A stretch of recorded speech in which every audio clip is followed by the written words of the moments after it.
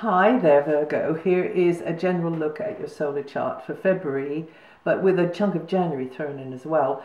You're probably listening to this around about mid-January, so you'll know there's been sort of a lighter, maybe more self-indulgent, easier vibration around. Maybe you've had more contact with children or entertainments, that kind of thing, which isn't any surprise over the Christmas period, New Year's period.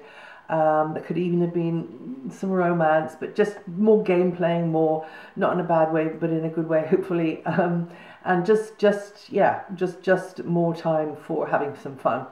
And then and more contact with children, young people, and animals as well, likely. And then from the 20th to the 19th, the sun moves, and that's you saying, okay, I've done that now, back to who I really am, back to work, back to getting organized, and sorting things out, maybe assisting others, maybe others assisting you, in fact, and you wanting to get to grips with things, getting organized, getting to grips with health issues, maybe looking at healthier diet and exercise regimes, as you do actually each year at this time. You know, you tend to do that because that's where the sun is, but you're just wanting to get things more working better and looking at repairs, maintenance, you know, for things around you and shifting and things around maybe, but also the vehicle that you're using for this life's journey.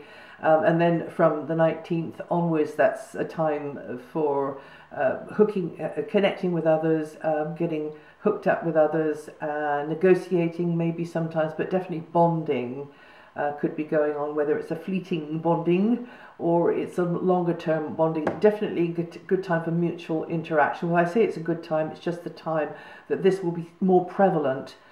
Whether it's good or bad really is up to you. Having said that, actually from the let's see, Venus is going to be in a very, very fun area actually of your solar chart, from the 9th to February the 2nd, but also from February the 2nd until the 26th, Venus is going to be in an area to do with enjoying cooperative relationships, practical teamwork with others, coordinating with somebody, or somebody coordinating with you, somebody making things available for you, you making things available for them. Just mutual facilitation going on there. So back to the sun. So the sun from the 19th, is lighting up this area here, boosting all of that mutual interaction, that rapport, and good time for relationships of all kinds. Mercury, your ruling planet until the 19th, so only a few more days now if this is mid-January, is in a quite relaxed area of your solar chart, that means that you are thinking maybe creatively or playing around with ideas, feeling maybe a little bit entrepreneurial, just feeling more empowered, which seems like a good thing. And perhaps at times being center stage and all eyes on you for some reason. But definitely going to the places that help you to feel empowered. But because you're such a helper yourself, Virgo, maybe you yourself are sharing some of that empowerment and helping others feel that too.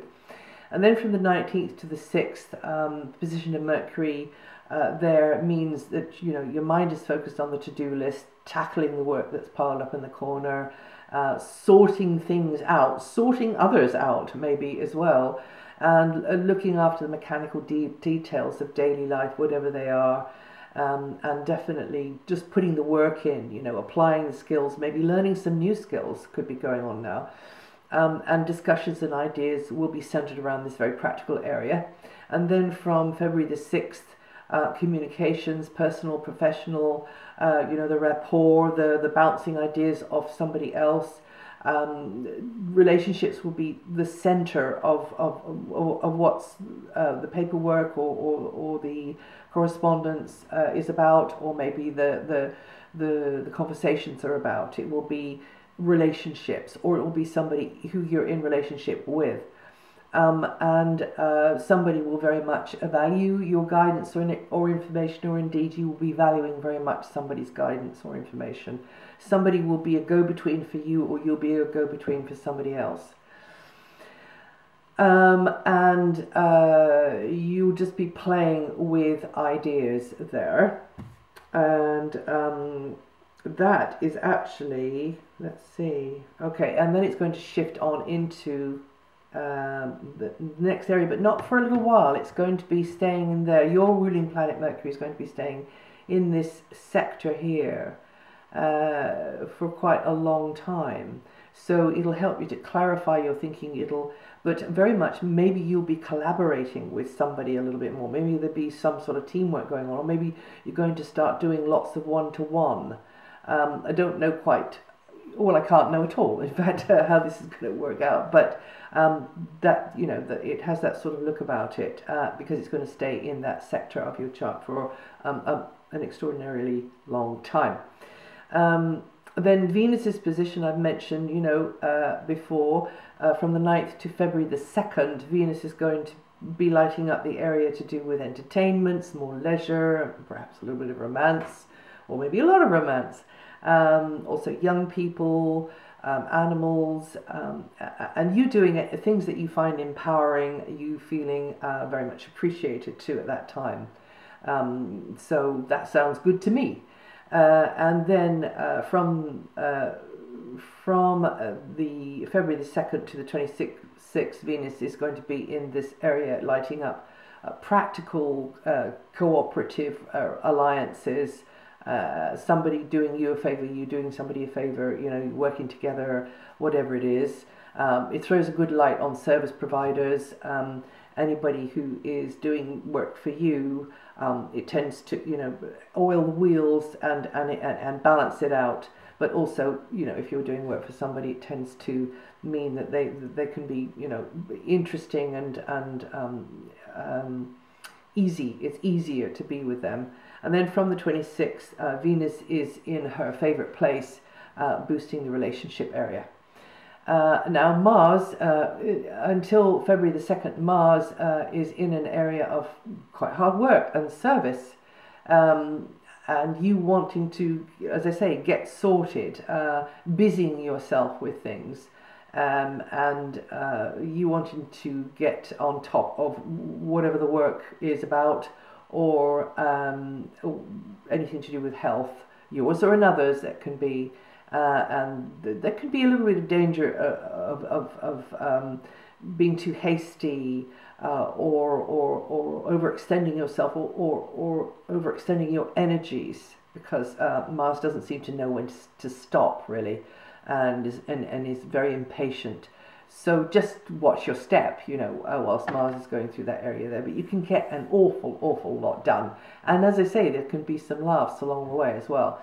And then February 2nd to the end of the forecast period, Mars goes into the close relationship, the one-to-one working relationship or intimate relationship area.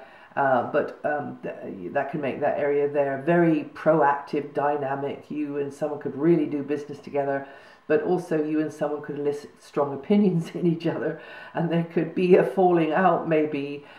So once again, that patience is needed, you know, slowing down is needed wherever Mars is, because you or somebody else can have been too hasty, have, you know, not engaged brain before mouth. So as long as things are kept on an even keel and you don't dive in head first into something before you've sort of thought it through, or they've thought it through, then everything can be fine. And cooperating with someone is favoured at that time, because the Mars energy between you means that you can cover a lot of ground, and you can go forwards much better with their contribution, or a series of other, you know, contribution from the other with you, than you can do alone. Now, the slower moving outer planets, I'm going to speak about those, but just give the headline on those. And if you want to know any more about them, you can find that out on my website, and also which part of your sign they will be impacting the most during this forecast period. But I wanted to say that I looked at the first major aspect for the year, for the whole of 2013 for everybody, and it's a really, really nice one. It's a stunningly good one, actually, between Mars and Jupiter in Gemini and Aquarius, which signals huge time of growth for us globally, and lots of promise, lots of potential for us all to grow in whatever way, but particularly with this increasing light that we have on this planet now, to grow spiritually and in self-knowledge. Now, Jupiter, as I say, is at the top of your chart, and more doors will be swinging open, inviting you down various different highways and byways and alleyways and lanes, and you could be puzzling over which is the best way for you to go. That's the only thing really I should say about Jupiter there, but definitely you learning a lot related to this professional area, but also you learning a lot of new things related to the direction your life is now going in.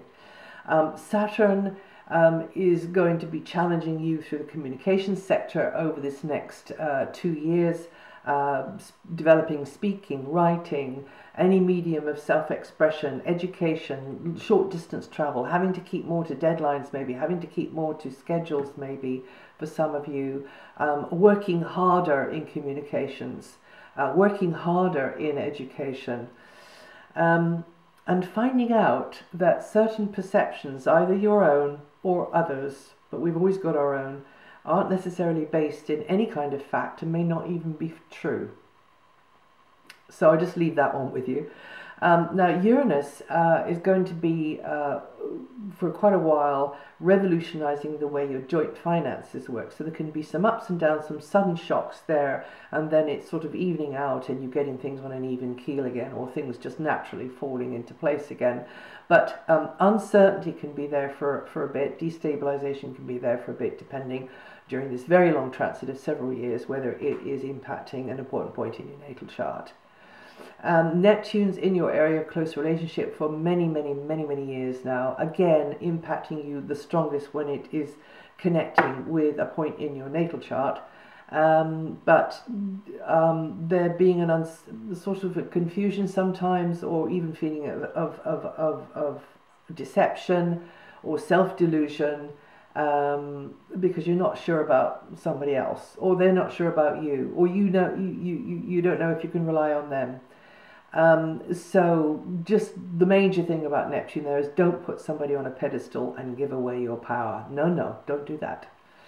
And the life-changing force of Pluto in Capricorn is in a brilliant angle to your sun sign, slowly regenerating you from the roots up, and there will be a gradual, over these many years, letting go of old scenarios, old ways of being, to do with your self-worth, old affirmations which are maybe negative, to do with your self-esteem, your deservedness, your entitlement in this world. And you are a powerful being, and you are so loved by the universe. You are a child of the universe. And so over this time, Pluto is going to be helping you to actually feel and know that without any doubt.